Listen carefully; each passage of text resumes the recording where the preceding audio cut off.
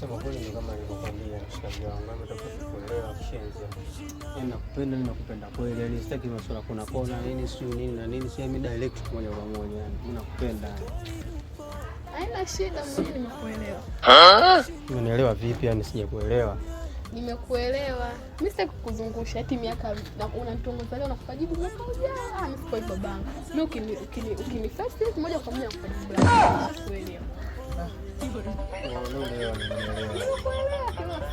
Kuelewa. Basi fresh hapo, andika namba yako.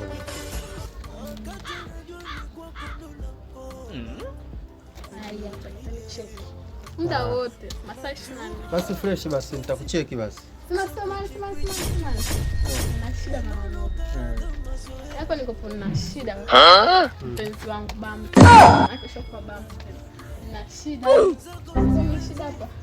Kwa majazi zako kuna shule tarehe 14. Sina sare mpenzi wangu, nataka niazilike. Sina sare 15. Nywele ndo kama hivi tondakiliani.